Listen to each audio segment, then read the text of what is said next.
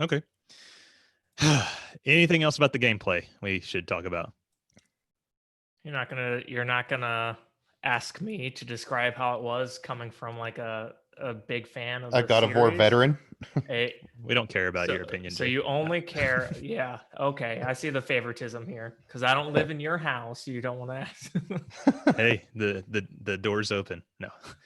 Please, Jay, tell us your thoughts as a veteran. So I'm going to dive a little bit into the story of Kratos via God of War 1, 2, and 3, and why I really, really enjoyed this new God of War. So, in the first God of War, we know Kratos is all like hell bent on just getting revenge on the god of Ares, and he gets it, and then he takes his place. And then, at some point, the gods betray him, and he wants to get his revenge on those gods. And so he tries, um, and doesn't succeed. And then the third one, he like goes frees all the titans, eventually kills all the Greek gods, and succeeds. And then, but one major aspect that a lot of people forget is that in the first game, Kratos opens Pandora's box and actually absorbs all the power within Pandora's box. So Pandora's box, for people who don't know, is the idea of all of the emotions of mankind are exist in Pandora's box. So when you open Pandora's box, you are opening like a plague of all these different emotions, and Kratos actually absorbs that, which basically fuels his rage, his frustration, his like want for revenge, because he wanted the power in Pandora's box to be able to slay the gods. Um, but it basically turned him into like this evil, vindictive, slaughter machine. Then at the very, very end of God of War 3, whenever he gets his revenge, the spirit of Athena wants that power back, the Pandora's box.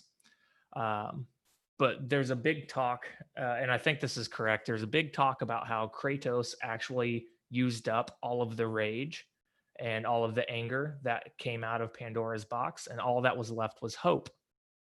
And so Athena wanted to take that hope for herself. And Kratos is basically like, no, screw you. And that's whenever he stabs himself.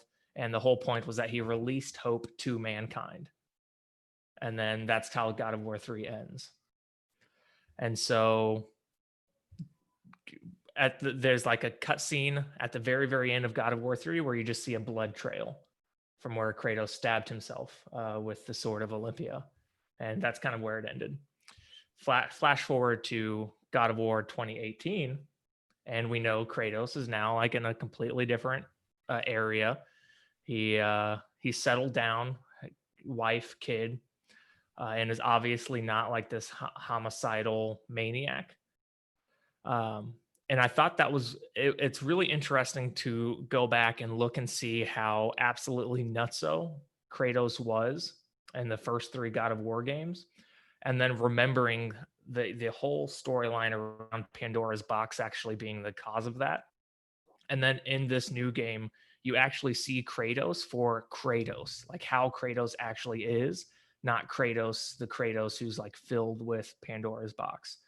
Um, so I don't know. It was a very cool take. I feel like you actually see Kratos as a character with like emotional backing and character development, now that the whole idea of him just being like a murderous monster is like not happening anymore.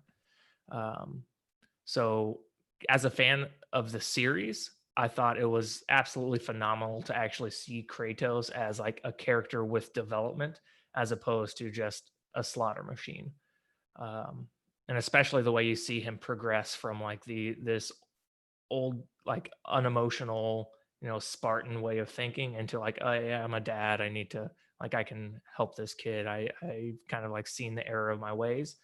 And then the fact that he is like haunted by the things that he did, whereas throughout all of the God of War series, he had like zero regrets. Like Athena at the very, very end basically tells Kratos that he's going to regret everything that he did. And Kratos' last line is just like, you know nothing about me. And so I don't know. I just thought it was really cool to see that like foreshadowing there. Like whenever he no longer has all that power from Pandora's box, how heavily everything that he did sits on him.